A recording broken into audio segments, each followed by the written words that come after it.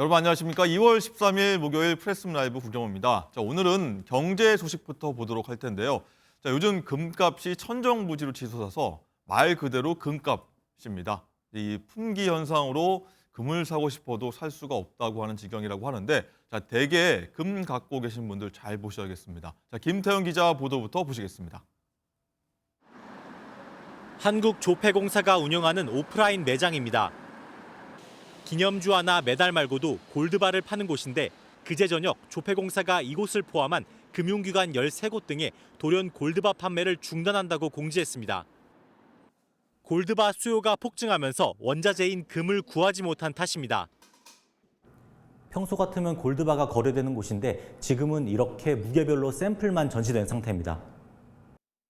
지금 전혀 기약이 없습니다. 금이 들어오는 대로 바로 판매할 수 있게 그렇게 준비하고 있습니다. 조폐공사에서 골드바를 수급받는 KB국민은행도 판매를 멈췄고 다른 시중은행도 골드바 종류를 줄이거나 곧 거래를 중단할 예정입니다. 지난달 시중은행에서 팔린 골드바는 225억 원어치로 전달보다 83억 원 늘었고 이달 들어서도 벌써 168억 원어치나 팔렸습니다. 세공비까지 더하면 한돈에 60만 원에 달하는 돌반지 가격에 1g이나 반돈 돌반지가 유행하고 초소형 금상품도 인기입니다. 매장량이 한정돼 있기 때문에 공급에 의해서 가격이 결정되는 게 아니라 수요에 의해서 가격이 결정되거든요. 국제 통상 질서 불확실성이 커져서 수요가 급증하고 있기 때문에 트럼프 관세 정책과 국내 경제의 불확실성이 계속되면서 금 수요는 당분간 계속 이어질 전망입니다. MBN 뉴스 김태형입니다.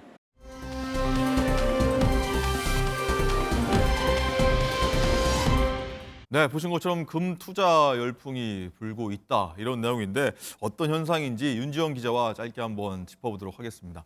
자, 윤 기자, 일단 금값 오른다고 하니까 집에 있는 장신구들, 특히 보면 뭐 돌반지 얘기들 많이 나온다고 하는데 뭐 하나가 60만 원에 달한다고 해요. 네, 10년 전만 해도 돌반지 한돈 가격이 18만 원에서 19만 원 정도였는데요. 그랬군요. 제가 지금 오늘 오전에 보니까 오늘 오전 10시 기준 금 한돈 가격이 60만 2,962원이었습니다. 예. 10년 만에 가격이 3배 이상 오른 겁니다. 금값이 말 그대로 금값이 됐습니다. 네, 그렇네요. 자, 보니까 일단 금값이 국내 금값보다 해외 금값이 더 비싸.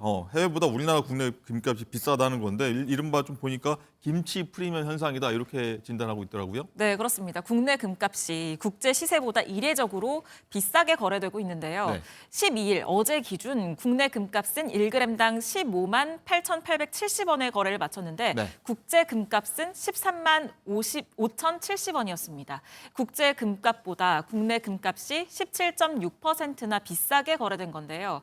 왜 이런 현상이 나타나고 있는 건지 전문가 목소리 들어보시죠. 네. 우리나라 투자자들이 확실히 조금 민감하게 반응하는 거는 맞는 것 같고요. 어떤 정보들에 있어서 특별히 더 민감하게 반응하는 특징을 가집니다. 트럼프 정부가 지금 이제 관세 폭탄 정책을 펼치고 있는데 이러한 관세 정책이 가장 크게 영향을 미칠 수 있는 국가 중에 하나가 우리나라라고 볼 수가 있거든요. 그렇기 때문에 위험 회피 성향도 우리나라에서 상대적으로 더 크게 나타날 수가 있는 거고요. 이런 것들이 금값 상승에 가장 중요한 원인으로 작용하고 있는 것 같습니다. 네, 정확한 규모를 파악하기는 어렵지만 온누리 상품권을 이용한 금테크도 국내 금값 상승의 요인으로 보입니다.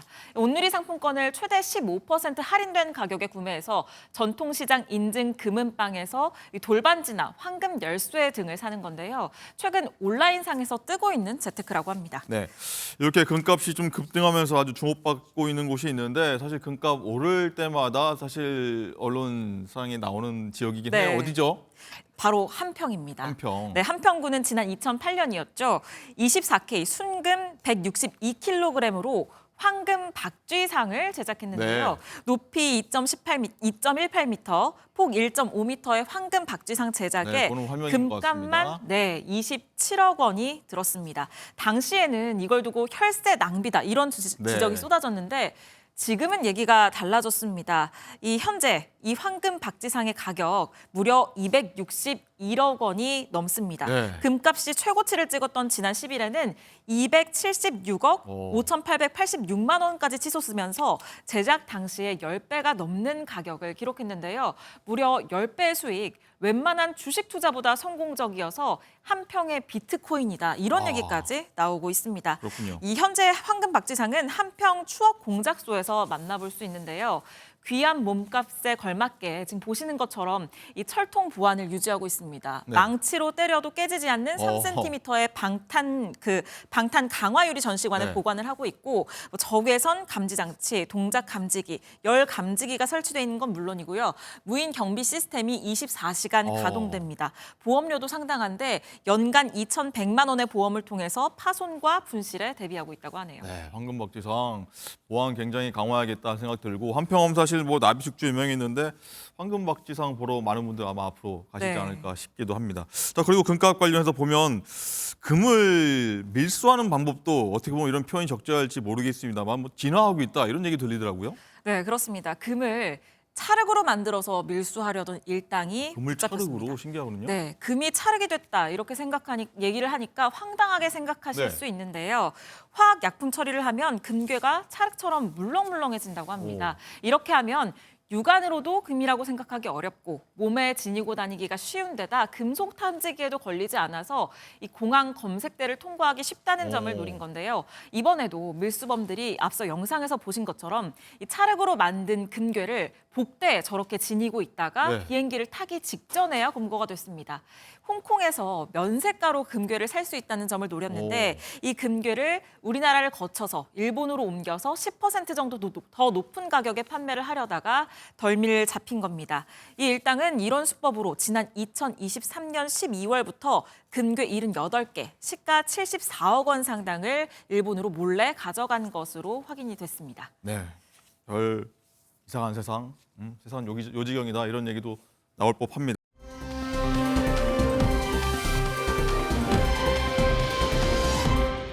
자, 지금부터는 정치권 소식 얘기 나눠보도록 하겠습니다. 자, 조금 전 10시부터 헌법재판소에서 윤석열 대통령 탄핵 심판 8차 변론이 진행이 되고 있습니다. 자, 일단 현재까지로선 최종 변론 기일이라서 국회 탄핵소추단 측은요 마지막이라고 하고 윤 대통령 측은 추가 기일 더 잡아야 된다 이렇게 조금 전까지도 맞서는 모습이 연출이 됐는데 자, 헌재에 들어가기 전 양측 목소리 저희가 담아봤습니다. 들어보시죠. 못난 나쁜 감독은 경기에서 지면 선수들 탓을 합니다. 윤석열 대통령은 지금까지 모든 것이 내 잘못이다, 내 탓이다, 내 부하들은 선체 주고 용서해달라 라고 말한 적이 있습니까? 윤석열 대통령의 비겁한 리더십을 국민들도 규탄하고 있습니다. 헌법재판관들께서 정말 역사에 죄를 짓지 않도록 이 재판에 정말 충실하고 내실 있게 좀 심리가 돼야 된다 이렇게 생각을 합니다. 대통령도 그렇게 생각하시고요.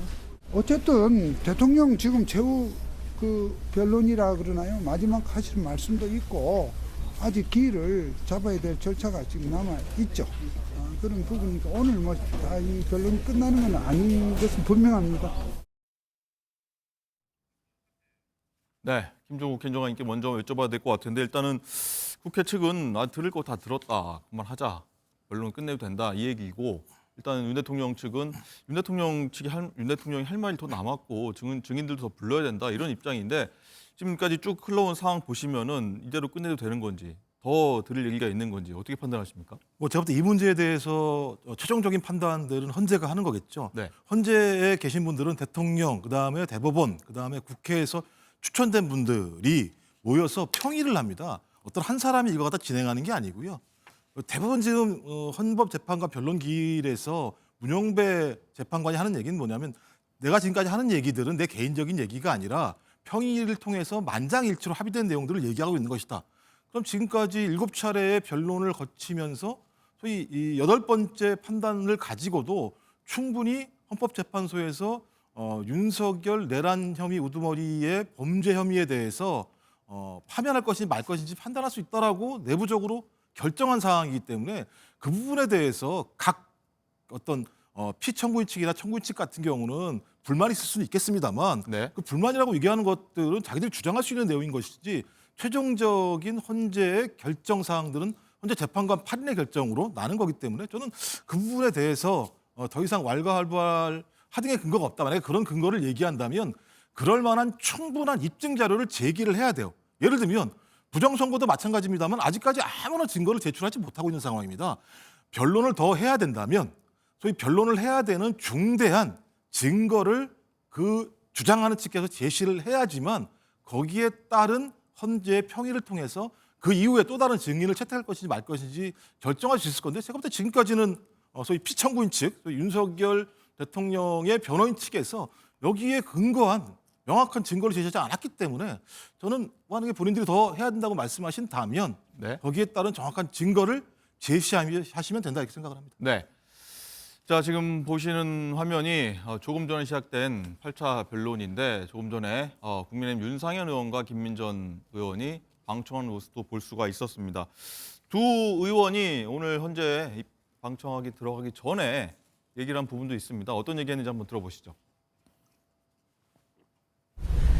공정한 재판이 이루어지고 있는지 의원으로서는 당연히 봐야 되겠죠. 네. 특히 여러 가지 헌재가 공정하지 못하다라고 하는 많은 의혹들이 있는 것이 사실 아니겠습니까? 그렇기 때문에 현장에서 우리가 지켜보자라고 하는 부분이 있는 거죠. 아니, 어제도 말씀드렸듯이 헌재가 너무 불공정, 졸속 심리에 완전 대명사 같이 돼 있잖아요. 어? 정말 안타까울 정도로 졸속 심리를 하면서 과속 페달을 밟고 있잖아. 그래서 여러 가지로 불공정하고 졸속 심리하는 그 현장을 보면서 제가 야, 이걸 앞으로 어떻게 해야 되나 이런 차원에서 문제의식을 가지고 왔습니다. 정치권의 헌재 흔들기.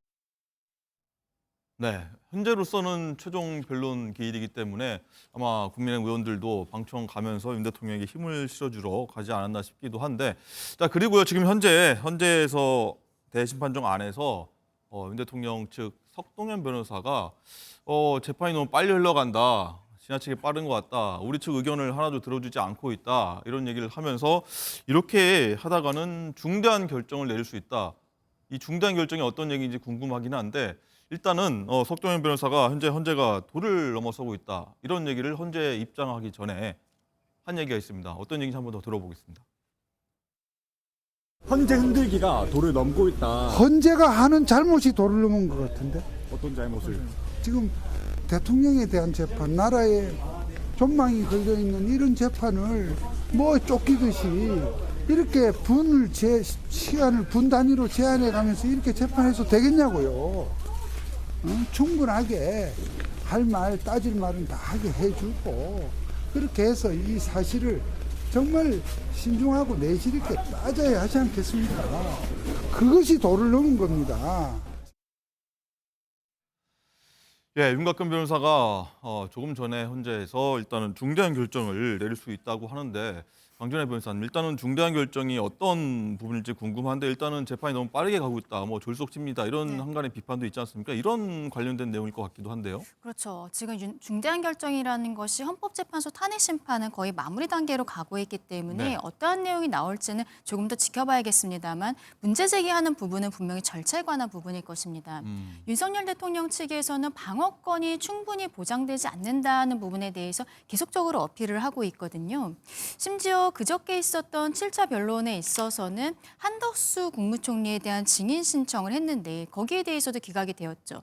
지금 헌법재판소에서는 국무회의가 제대로 이루어진 것인지, 그 이전에 그 7차에 나왔던 뭐 이상민 행안부 장관이라든지 계속적으로 물어보지 않았습니까?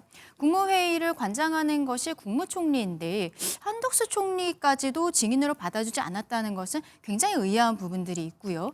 그리고 뭐 부정선거 관련해서 조금 아까 이제 행정관이 말씀을 해주셨는데 증거를 제출하지 않기 때문에 마무리하는 것이 아니냐라고 이야기하신 것으로 보입니다. 그런데 대통령 측에서 이야기하는 것은 그동안의 선관위에 대해서 제대로 검증을 할 수 없었다는 거예요. 선관위 측에서 본인들이 헌법기관이라는 이유로 정부의 조치에 대해서 전혀 호응을 하지 않았고 국정원에서 23년에 약간의 봤을 때 내용을 보았을 때 어떻게 보면은 통합선거인 명부에 대해서도 해킹이 가능했다라는 것이 7차 변론기일에 나왔었던 그 국정원 차장의 또 증언이지 않았습니까?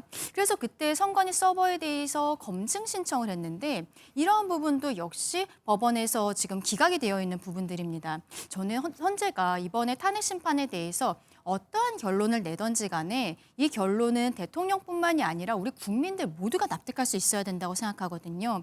그리고 지금 좀 두 쪽으로 갈라져 있는 국민을 통합시키는 역할을 헌재가 해야 된다고 생각합니다. 그런데 지금 헌재가 속도전에 너무 매몰이 되면서 국민들이 의구심을 가지고 있는 부분들에 대해서 해소를 하지 못하는 부분들, 이것이 지금 논란을 키우고 있는 것이 아닌가라고 생각합니다. 네, 어쨌든 이 중대한 결정이 어떤 것일지 궁금한 대목이긴 한데 여기에 대해서 민주당 박찬대 원내대표는 어떤 윤 대통령 측에 이런 반발하는 모습에 이거는 재판 지연 꼼수다 이렇게 조금 전에 얘기했습니다. 그 얘기도 한번 들어보시죠. 내란 속의 윤석열 파면이 대한민국과 우리 국민이 사는 길입니다.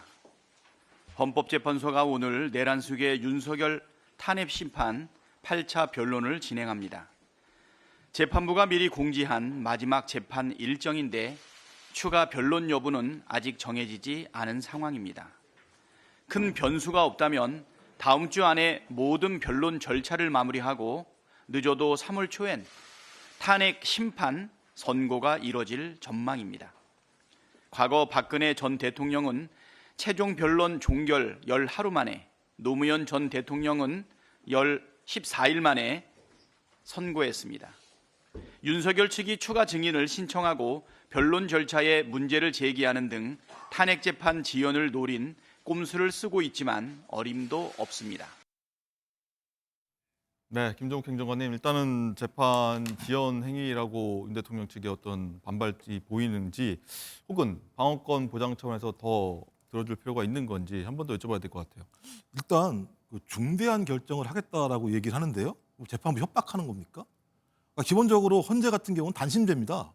예를 들면 국회에서 대통령을 탄핵했기 때문에 탄핵을 인용할 건지 기각할 건지만 결정하면 되는 상황입니다. 다른 걸 할 수 있는 게 없는 거예요. 그러면 소위 피청구인 측인 기각될 것인가 인용될 것인가를 따지는 사람들이 할 수 있는 중대한 결정이라고 하는 건 재판을 회피하는 건데요. 재판을 회피할 수 있는 유일한 방법은 본인이 가지고 있는 직책을 내려놓는 겁니다. 하야밖에 없는 상황이에요. 저는 그 외에 다른 무슨 내용들이 있나? 아무런 내용도 없는데 아직까지 변론기일을 연장할지 연장하지 않을지 결정이 안 됐음에도 불구하고 오늘 8차 변론기일에서 저런 얘기를 했다라고 하는 것은 재판부를 압박하거나 재판부에게 압박이 아통하지 않으니 이런 제기를 함으로써 보수층들을 결집시켜서 어떤 형태로든지 헌재를 공격하기 위한 어떤 방안으로 저런 것들을 계속 반복적으로 활용하고 있습니다. 헌재, 법원, 공수처를 공격하는 것은요. 소위 헌법이 규정하고 있는 국가기관을 공격하는 행위입니다. 그러니까 적어도 대통령을 변호하고 있는 변호인단이 국가기관들을 공격하라고 저렇게 계속 문제제기하고 있는 건 본인 스스로가 반국가 세력이며 반체제 세력이라고 하는 것들을 자임하는 행위밖에 안 되는 상황입니다. 적어도 저런 내용들을 하기 이전에 충분히 7차 변론 기일까지 자기들의 증인들을 왜 더 많이 선택해야 되는지에 대해서 헌법재판관들을 설득하지 못한 것이 잘못인 거지 그 결정을 하지 않은 헌법재판소가 문제가 있다라고 얘기하는 건 전 이해가 안 될 뿐만 아니라 지금까지 과정을 보면 제가 지금 3차례 대통령 탄핵이 있었습니다만 네.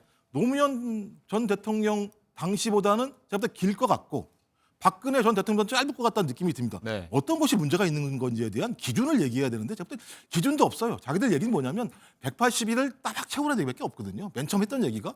저는 거기에 따른 근거를 명확히 제시하시라고 계속 말씀을 드리는 겁니다. 다른 게 네. 아니라.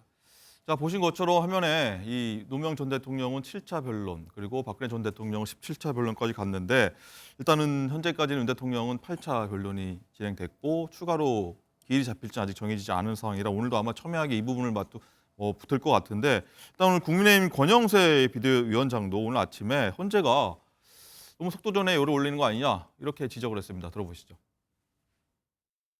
대통령 탄핵 심판은 나라의 미래가 걸린 중차대한 재판인 만큼 객관적으로 증명된 사실과 법리에 따라 공정하게 판단을 해야 합니다. 그런데 헌법재판소는 탄핵 심판의 법적 정당성을 스스로 훼손하고 있습니다.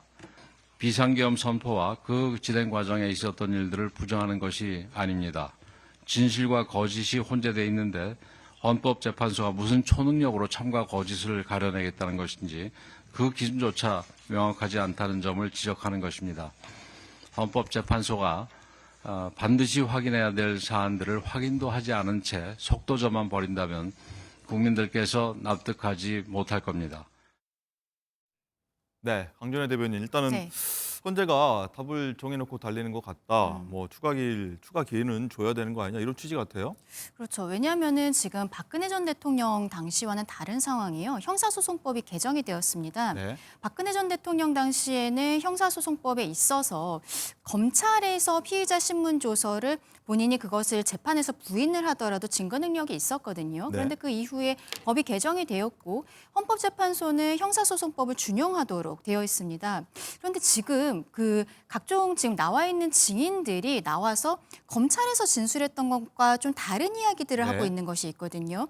그렇다면 여기에 대해서 조금 더 신빙성에 대해서 헌법재판소에서 직접 판단을 해야 되는 것인데 헌법재판소에서는 그런 형태로 지금 진행해야 된다는 윤석열 대통령 측의 요청을 묵살을 하고 그냥 지금 관련자들의 검찰에서의 그 조서를 가지고서 증거를 쓰겠다라는 거예요. 그거 굉장히 받아들일 수가 없는 것이죠. 재판관들이 이제 검찰 조서 내용을 좀 선별해서 본인들이 판단하겠다는 지금 거죠. 헌법재판소에서 하는 얘기는 형사소송법을 준용하지만 헌법재판에 있어서 필요한 부분들만 준용하면 된다라고 네. 이야기를 하고 있습니다. 그런데 지금 대통령의 탄핵과 관련한 것이고 그리고 지금 증인들이 나와서 뭐 언론에 그동안에 보도됐던 것 그리고 뭐 검찰에서 진술했던 것을 알려진 내용과 굉장히 다른 이야기들을 하고 있는데 여기에 대해서 추가 심리를 직접 하지 않는다는 것에 대해서는 당연히 윤석열 대통령 측과 그리고 우리 국민들께서도 받아들이기 어려운 것이죠. 결론이 어떻게 나던 간에 어쨌든 저는 원칙을 지키면서 진행을 해야만 그 결정에 대해서 대통령뿐만 아니라 우리 국민들도 받아들일 수 있다라고 생각을 합니다. 지금 헌재가 최근 10년 동안에 6건의 탄핵 심판을 했는데 평균적으로 한 202일 정도가 걸렸어요. 네. 근데 대통령이 지금 현직 대통령에 대해서는 그렇지 않은 것이죠. 박근혜 전 대통령 같은 경우에는 헌법재판소 그 심리 과정에 있어서 거의 손을 놓고 있었던 거 모두가 기억하고 있을 것입니다. 윤석열 대통령 측에서 조금만 더 변론 시간을 달라, 증인 신문을 조금 더 길게 해달라고 하는 것에 대해서도 묵살하면서 지금 형사소송법이 개정된 부분에 대해서도 헌법재판소 나름대로 판단하겠다라고는 이야기를 하고 있지만 이것을 국민들께서 받아들일 수 있을 것인지 의문이라고 말씀드리고 싶습니다. 네. 어쨌든 현재로선 최종 변론 길이라서 현재 내부는 물론이고 외부에서도 굉장히 긴장감이 정말 최고조에 달하고 있는데 일단 지금 현재 재판에서는 어떤 말들이 지금 오가고 있는지 한번 들어볼 텐데 윤정 기자 지금 굉장히 많은 말들이 나오고 있는데 현재 조태용 국정원장이 증언하고 있는데 많은 내용이 나오고 있습니다. 어떤 내용이죠? 네, 그렇습니다. 10시 30분부터 윤 대통령 측 증인으로 이 조태용 국정원장이 나와서 지금 진술을 하고 있는데요. 여기에서 지금 핵심이 되는 건 정치인 체포 지시가 있었는지 이런 부분이 되고 있는데 지금 나오고 있는 내용에 따르면 조태용 국정원장은 홍장원 전 차장이 이른바 체포조 명단을 받아 적었다고 하는데 네. 이 메모가 4개가 존재한다 이렇게 얘기를 하고 홍 전 차장이 국회와 헌재 등에서 메모와 관련해서 설명한 내용이 사실과 다르다. 지금 이렇게 증언을 했습니다. 그 내용인즉슨 이 홍 전 차장은 비상계엄 당일 오후 11시 6분쯤에 여인영 전 사령관이 전화로 체포조 명단을 불러줬고 이걸 국정원장 공관 근처에서 받아 적었다 이렇게 얘기를 했는데 이날 조 원장이 CCTV를 확인을 해보니 그 시각에 홍 전 차장이 이 공관에 있었던 게 아니라 사무실에 있었다는 겁니다. 그렇기 네. 때문에 이 경위가 메모 작성 경위가 다르다. 이런 내용을 지금 증언을 한 상황이고요. 또 홍 전 차장을 경질한 것과 관련해서는 조 원장이 이 지난해 여름에 국회 정보위원회에서 지난 정부 국정원에 있었던 야당 의원이 이 야당 의원이라고 하는 건 박지원 의원, 박선원 의원 두 사람 가운데 한 명이 홍 전 차장을 지목하면서 홍 전 차장이 내가 국정원에 있을 때 유력한 사람을 통해서 7차례 인사청탁을 했다라고 얘기를 했다. 이 인사청탁과 관련된 부분이 이 경질의 사유였다라고 지금 진술을 한 상황입니다. 네. 자, 대변인께 한번 행정관님께 한번 여쭤봐야 될 것 같은데 일단은 홍장원의 메모, 이른바 홍장원 메모가 체포조 가동에 관련해서 굉장히 중요한 증거다라고 해왔는데 오염됐을 수 있다. 그리고 홍장원 차장의 어떤 위치, 인사 관련된 어떤 의혹 제기를 하는 것 같아서 말들이 좀 나올 것 같습니다. 예, 뭐 오염 여부야 지금 형사재판 과정에서 사실 여부가 밝혀지겠죠. 헌재는 형사재판이 아니기 때문에 지금 나오는 내용들이 계속 홍장원 전 국정원장 얘기가 나오면 홍장원 전 국정원장의 메모가 오염됐다. 뭐 여인영이 나오면 오염됐다 이렇게 얘기하는데 여인영 전 방첩사령관이 지시했던 체포 명단, 조지호 경찰청장이 얘기했던 체포 명단, 홍장원 전 국정원장이 얘기했던 체포 명단을 보면 14에서 16인 거기에 나오는 주요한 인물들도 거의 같아요. 그렇다면 저 소위 말하는 조지호 전 경찰청장, 여인영 전 방첩사 사령관, 홍장원 전 국정원 차장 3명이 모여서 소위 메모를 갖다가 오염시키기에 서로 뭐 협의를 했다는 얘기겠습니까? 이 내용들은 다 누구한테 지시받았느냐? 김영현 전 국방부 장관한테 지시받은 내용들이에요. 그리고 이게 이 세 사람만 아는 게 아니에요. 이런 사람들 체포하려면 아래로 다 예를 들면 지시를 해야 되지 않겠습니까? 지시받은 사람들 이런 얘기를 하고 있어요. 그렇다면 전반적으로는 김영현 전 국방부 장관 자체가 이 내용을 오염시키지 않았다면 이런 일이 벌어지지 않을 거라는 거거든요. 그래서 이런 내용이 나올 때마다 누군가 문제가 있다고 얘기하는 사람은 누구냐? 조태원 국정원장이에요. 조태원 국정원장은 또 어떤 사람입니까? 이 내란 문제와 관련해서 혐의가 있을지 없을지 모르고 있는 소위 수사를 받고 있는 사람입니다. 그러면 조태원 국정원장이 얘기하는 것은 오염되지 않았다고 얘기할 수 있는 건가요? 그러니까 이런 오염 여부 같은 경우는 형사재판에서 판단을 되면 되는 것이고 가장 중요하게 헌법재판소가 판단할 문제는 윤석열 대통령과 그다음에 김영현 전 국방부 장관이 실제로 체포를 지시했는지 여부를 확인하는 거거든요. 체포를 하면 안 되는 겁니다. 국회의원들 같은 경우는 지금 그런 국회의원들이 포함돼 있잖아요. 선관위 뭐 마찬가지입니다. 선관위 직원들 같은 경우도 마찬가지입니다만 민간인이기 때문에 체포하면 안 되는 상황들입니다. 그런 지시가 내려졌다면 반헌법적인 행위들을 한 거예요. 대통령의 지시에 의해서. 그럼 제가 볼 때 그건 탄핵 사유가 되는 겁니다. 이렇게 구분을 해야 되는데 이거 섞어버리면 뭔가 문제가 있는 것처럼 얘기가 되면서 사태를 갖다 다른 방향으로 몰고 가는 거거든요. 헌재는 그런 걸 판단한 데가 아니라는 말씀을 드립니다. 네, 뭐 사실 얘기한 거죠. 좀 가려들 필요도 있다 이런 취지의 말씀 좀 이해하겠고요. 자, 그리고 이 마지막 변론, 현재로서는 마지막 변론이라고 제가 말씀드릴 수밖에 없는데 일단 마지막 변론 앞두고 윤 대통령 측이 한덕수 국무총리를 증인으로 신청해야 된다. 앞서 몇 차례 했고 또 기각이 됐는데 이 부분이 지금 현재 오늘로서도 가장 중요한 쟁점 중에 하나일 텐데 지금 현재 안에서는 이 내용이 지금 나오는 부분이 있습니까?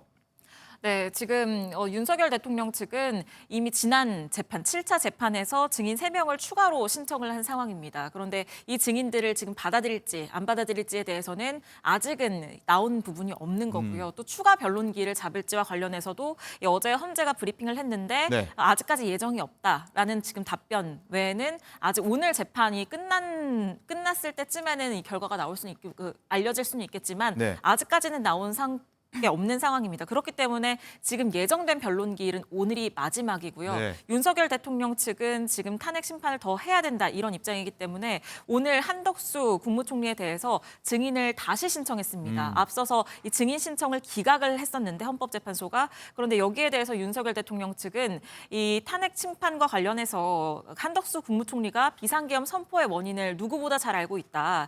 관련성이 떨어진다는 이유만으로 기각했다라면서 오늘 한덕수 국무총리에 대한 증인을 다시 신청을 한 상황이고요. 이 증인 신청을 헌법재판소가 받아줄지 이 부분은 향후에 뭐 평의 등을 거쳐서 다시 결정을 할 것으로 보입니다. 네, 받는다면 추가 기일이 잡힐 수도 있다 이렇게 좀 이해하면 될 것 같고요. 네, 그렇습니다.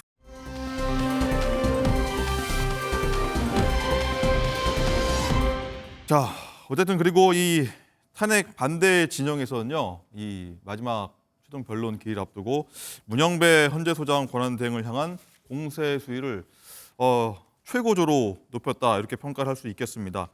앞서 현재 탄핵 심판 공정성에 대한 공방을 벌여왔던 터인데 일단 윤지영 기자, 일단 문영배 대행 관련 의혹을 보면은 문 대행이 한 인터넷 카페에서 뭐 음란물 공유를 방관했다 이런 논란이 일고 있는 것 같아요. 네, 그렇습니다. 관련 보도가 그제 지난 11일에 나왔는데요. 문영배 헌재 소장 권한대행의 이 고교 동문 온라인 카페에서 수년 동안 음란 사진 그리고 게시물이 공유됐다는 내용입니다. 이 카페 유머방에 2009년부터 2021년까지 2,000건 이상의 음란 게시물이 올라와 있었던 것으로 알려졌는데 문 권한대행도 이 카페에 가입됐다는 내용이 알려지면서 지금 논란이 불거지고 있고요.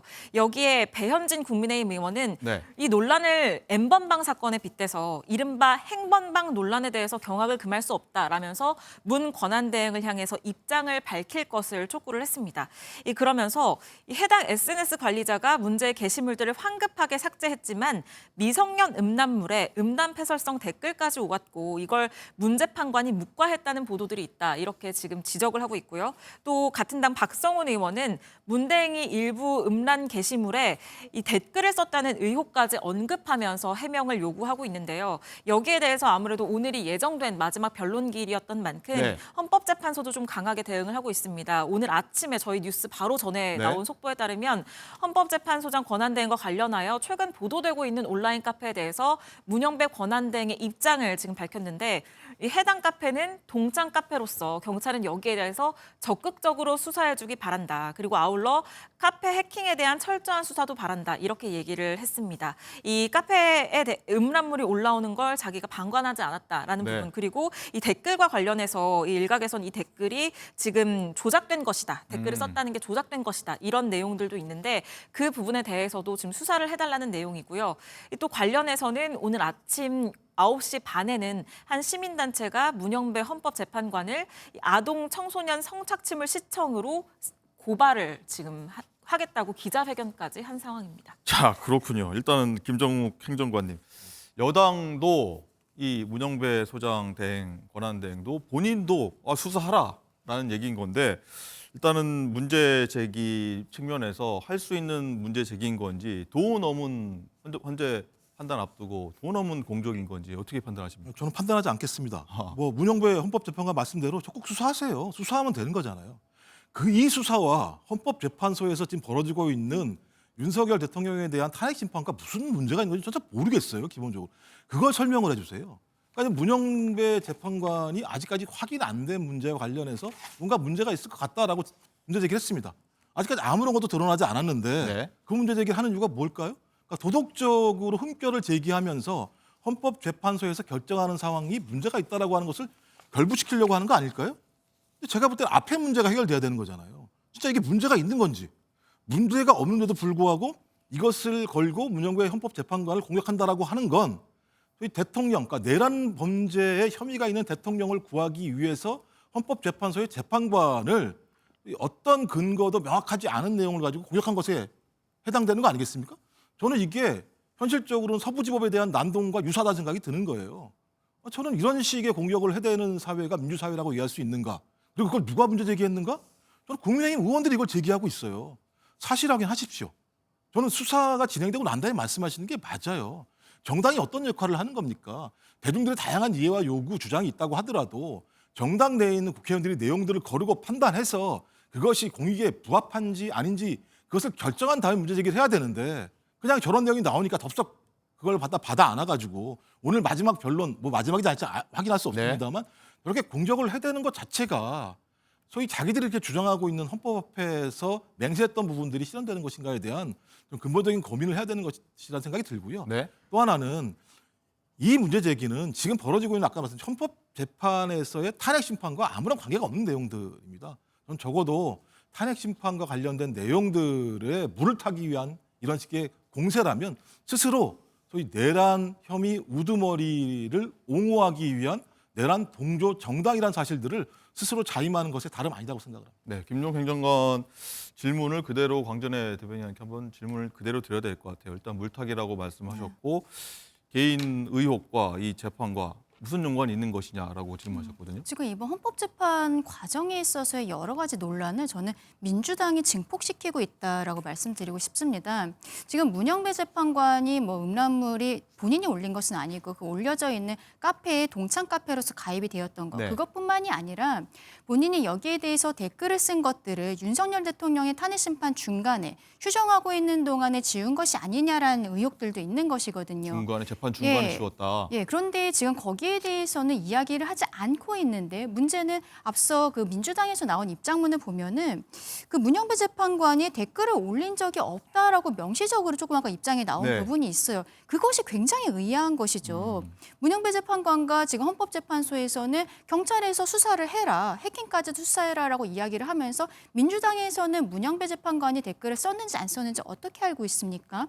지금 이 헌법재판 그 과정에 있어서 홍장원 차장 그리고 뭐 곽종근 사령관이라든지 김현태 707 단장 이런 분들의 진술이 뭐 좀 바뀌는 부분들 여기에 있어서 문제가 되는 것이 민주당 의원들이 접촉을 했다는 거예요. 어떻게 보면은 대한민국의 수사기관을 믿고 맡겨야 되는데 민주당 의원들이 자꾸 접촉을 해서 거기에 대해서 회유한 것이 아니냐라고 국민들께서 의혹을 가지고 계신 것이죠. 이 문영배 재판관이 댓글을 썼는지 안 썼는지에 대해서 물론 문재인 전 대통령이 임명한 분이기는 합니다만 민주당에서 입장을 나온 것 자체가 의혹을 증폭시키고 있다라고 말씀드리고 싶습니다. 그러니까 뭐 사실관계만 말씀을 드리면요. 그러니까 이것도 되게 좀 악의적이라는 생각이 드는 게 아니 헌법재판관이 재판하는 과정에서 자기가 쓴 댓글을 갖다가 삭제했다라는 거 하는 게 얼마만큼 이거 되게 중대한 문제예요. 이 중대한 대통령을 탄핵을 할 것인가 말 것인가라고 하는 어떤 변론 과정에서 헌법재판관이 댓글을 갖다가 예를 들면 삭제를 하고 싶다 이런 얘기들을 주장하는 거 아니겠습니까? 지금 나오는 내용들은 어떤 거냐면 그런 글을 올렸던 사람들이 자기의 글을 내렸다라고 하는 얘기가 나오는 거예요. 그러니까 사실 확인이 안 되는 상황에서 이렇게 예를 들면 말씀을 하시게 되면 헌법재판관의 도덕성들을 허무는 문제인 건데요. 이렇게 따지면 마찬가지입니다.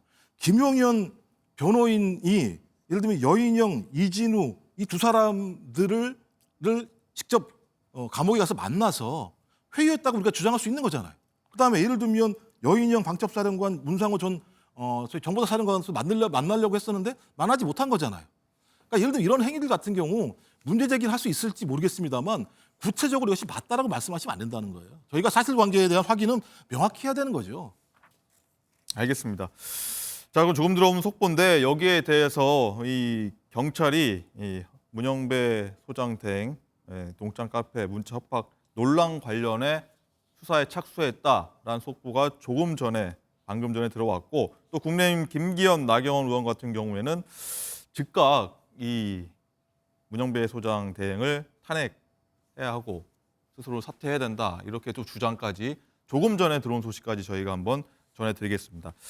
자, 속보 들어오면 더 전해드리도록 하겠고요. 또 이 얘기도 해보겠습니다. 이게 끝이 아니라 문영배 권한 대행을 향한 어떤 공세가 계속해서 이어지고 있다는 내용인데 윤 대통령 지지자들이 1000여 명 모여 있는 탄핵 반대 카톡방이 있는데 윤지영 기자 여기에 문영배 대행의 개인 전화번호가 이 단톡방에 유출이 됐다고요? 네, 그렇습니다. 그러면서 일종의 카톡 테러가 이루어지고 있다는 건데요. 이 휴대전화 번호가 유출이 처음 된 건 DC인사이드의 국민의힘 갤러리입니다. 네. 여기에 지금 올라온 휴대전화 번호를 오픈 카톡방, 1000명이 좀 넘게 있는 오픈 카톡방에서 공유를 한 건데요. 최초 게시글 작성자는 문 재판관이 졸업한 이 경남 진주 이 고등학교 동창 인터넷 카페에서 2009년 7월 16일에 작성된 문 재판관 관련 부고 알림글을 통해서 휴대전화 번호를 알아냈다고 합니다. 네. 이 번호가 공유된 이후에 윤 대통령의 지지자들은 이 해당 번호로 조롱하는 내용을 담은 문자 메시지나 카톡을 보내고 이걸 갤러리에 다시 인증을 하는 게시물을 올리고도 있고요. 또 일부 이용자는 문 재판관이 이 카톡을 읽으면 1 표시가 없어지잖아요. 숫자 1 표시가 없어지는데 네. 이 카톡을 읽었다는 표시를 인증하기도 하고 그렇게 하고 있다고 합니다. 오픈 카톡방 내 다른 지지자들은 이게 개인정보를 공유하는 내용이기 때문에 이 위험성을 좀 경고를 하고 하지 말아라 이렇게 얘기를 하고는 있다고 하지만 그럼에도 불구하고 이 카톡 테러가 사그라들지는 않는 것으로 보입니다.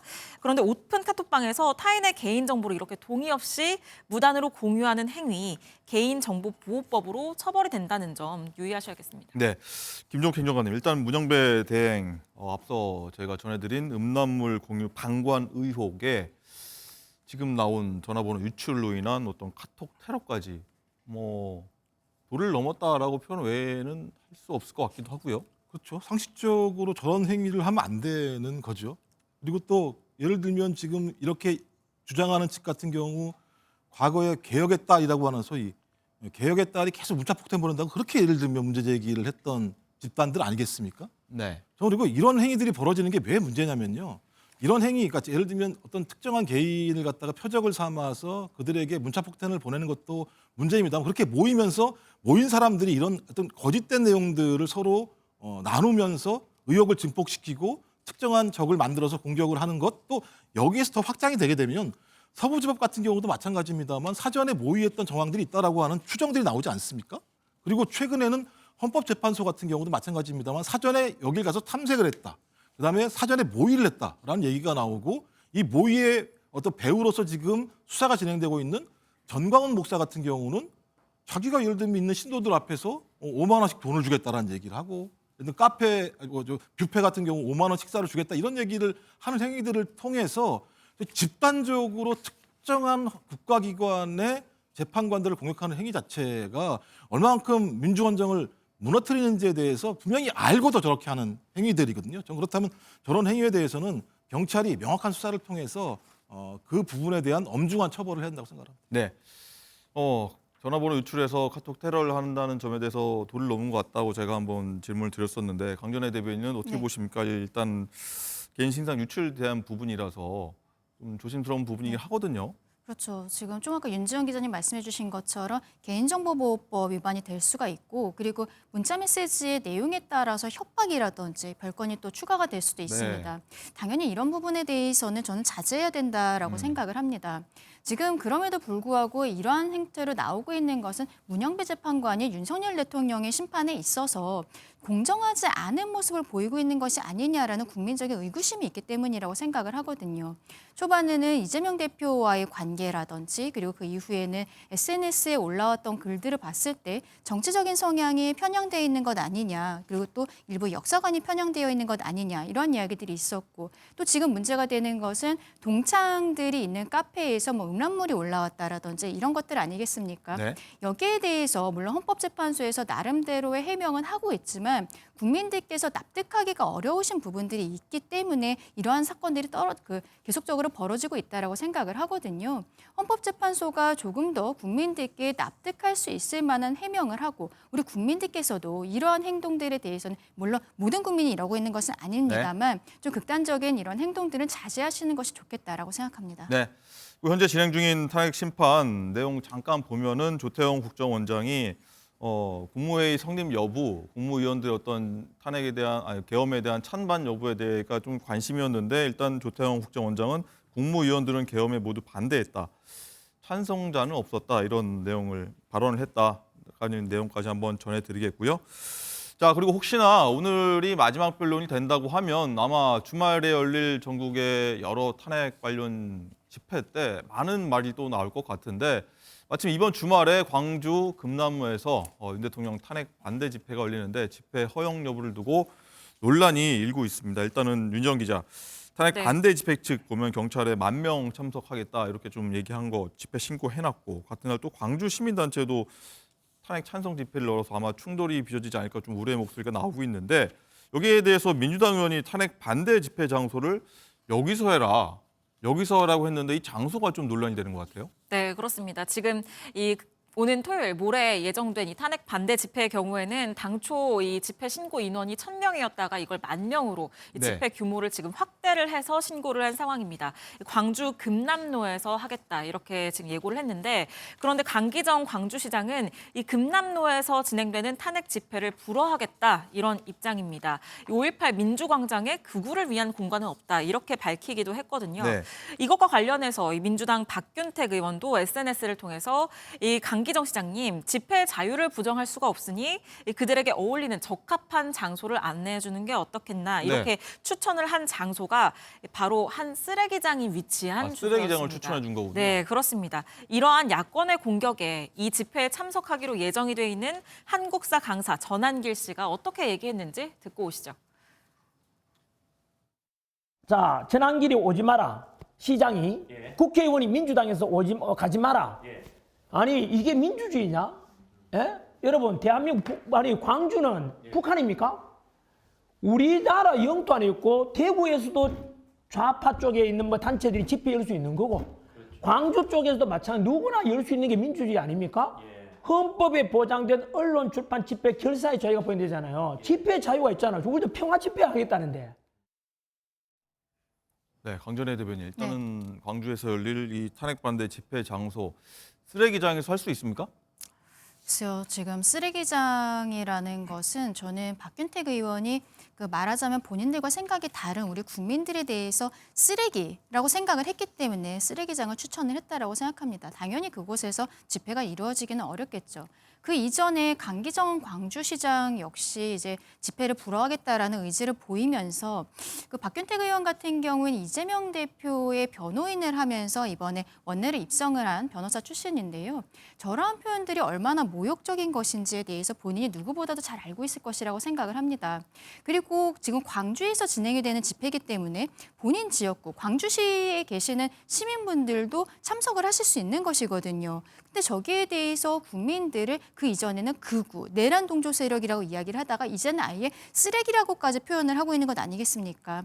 국민을 쓰레기라고 부르고 지칭하는 저런 국회의원이야말로 정말 쓰레기 같다라고 말씀드리고 싶습니다. 네, 자 김종욱 행정관님, 일단은 광주는 사실 분부 또 계엄이라고 하면은 굉장히 아픈 기억이 있기 때문에 트라우마 있기 때문에 이런 반응을 보이는 게 아마 민주당 의원들 특히나 또 관여돼 있기 때문에 일견 어떤 당연한 반응일 수도 있겠습니다만 쓰레기장이라고 추천한 부분에 대해서는 어떻게 보면 여당 측에서는 반감할 수 있는 부분인 것 같기도 하고요. 어떻게 평가하시겠습니까? 저는 좀 빌미를 제공할 발언들은 최대한 피할 필요가 있다는 생각이 듭니다. 그러니까 예를 들면 제가 볼 때는 쓸데없는 논쟁이 벌어지는 측면들이 분명히 있거든요. 네. 그리고 말씀하신 것처럼 집회 자유도 있습니다만 저희 우리의 민주헌정사의 역사도 분명히 존재합니다.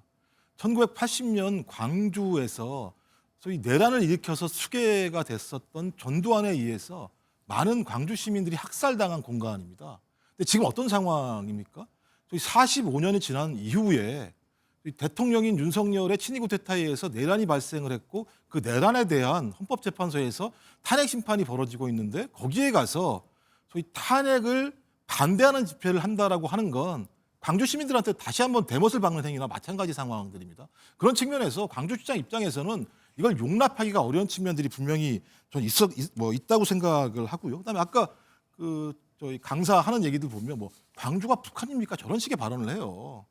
계속 저렇게 이념적으로 갈라치게 합니까? 우려하는 건 뭐냐면 광주에 가서 저 집회를 열면서 평화롭게 얘기한다고 하면서 하는 게 뭐냐면 탄핵을 반대한다라고 얘기를 하면서 일정한 충돌을 만들고 국민을 갈라치게 할 우려가 꽤 높다라고 하는 것이죠. 저는 그런 측면에서 집회 자유가 보장된다고 하더라도 왜 하필이면 광주에 가서 저런 것들을 하려고 하는 것인가? 저는 저것은 자기의 의도와 무관하게 국론을 분열시키고 소위 지역 갈등들을 부추기려고 하는 측면들이 꽤 크지 않은가라는 측면이 들기 때문에 저는 전한길 강사를 비롯해서 이 집회를 하시는 분들이 제가 얘기한다고 듣지는 않겠습니다만 네. 좀 고려를 해서 좀 이러한 저간의 상황들을 판단하는 공간 속에서 집회를 저는 유예하거나 좀 그런 방법들을 좀 채택하는 것이 타당하지 않을까 생각을 합니다. 알겠습니다.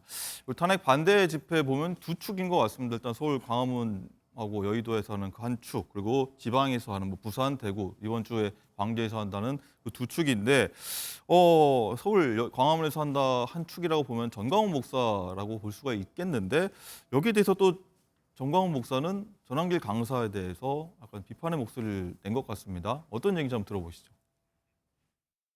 전한길 강사에 대한 얘기가 여기 자꾸 나오는데 내가 보니까 학원에서 역사를 가르치는 일타 강사라고 했는데 내가 보니까 역사에 뭘 가르쳤는지 난 의문이 들어요. 뭐냐 하면 지금도 노무현을 존경한다 그리고 5.18은 민주화 운동이라고 하고 지금 연설에서 다 나오잖아요. 그러니까 역사를 도대체 어디서 배웠는지 난 도저히 이해할 수가 없어요. 그러나 알겠습니다. 이 탄핵 반대 세력에서도 좀 주축으로 나뉘는 것 같다. 분열 양상도 있는 것 같다는 소식 한번 전해드렸고요.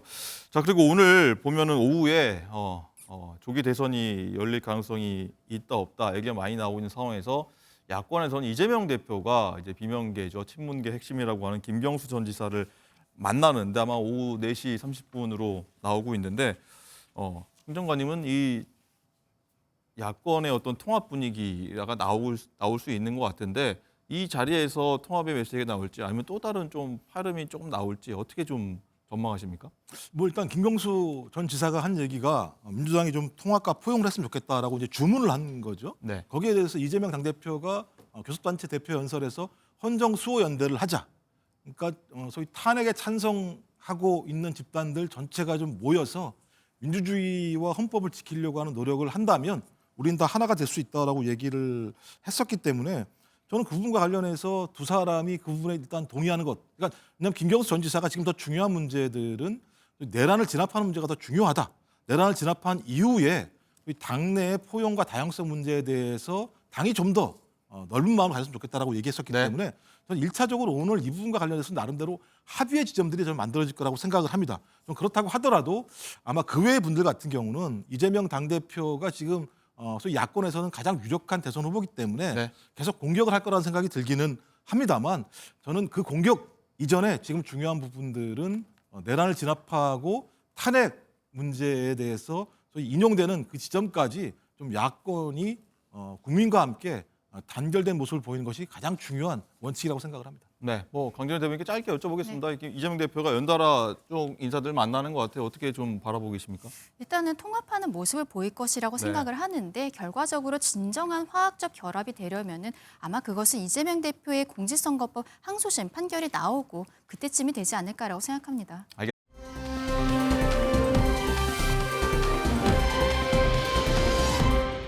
라이브 픽입니다. 미국 트럼프 2기 행정부 정보효율부 수장인 일론 머스크가 백악관 기자회견에 아들을 데려와 화제입니다.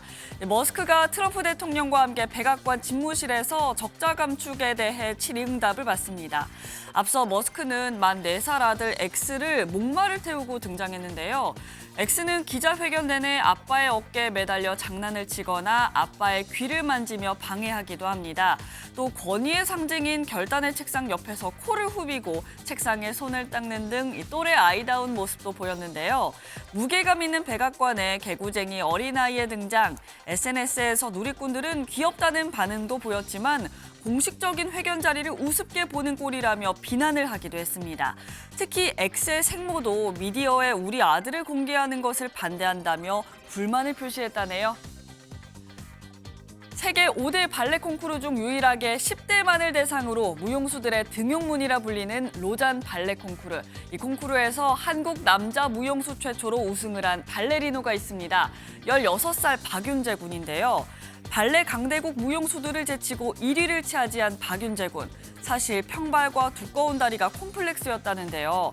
하지만 의지의 한국인 피나는 노력 끝에 이번 콩쿠르에서 본인의 강점이었던 시원시원한 점프와 회전 기술을 동원해 역동적인 안무로 유명한 파리의 불꽃과 레인 연기를 선보였고 그 결과 우승을 거머쥐었습니다. 로잔 발레 콩쿠르에서 40년 전 강수진 발레리나가 한국인 최초로 우승을 차지한 이후 발레리노로서는 박윤재 군이 처음으로 우승을 차지했는데요. 후회 없이 즐기겠다는 마음이 비결이었다며 반짝반짝 빛나는 무용수가 되고 싶다 밝힌 박윤재 군, 앞으로 전 세계 관중들에게 큰 감동을 주기를 바랍니다.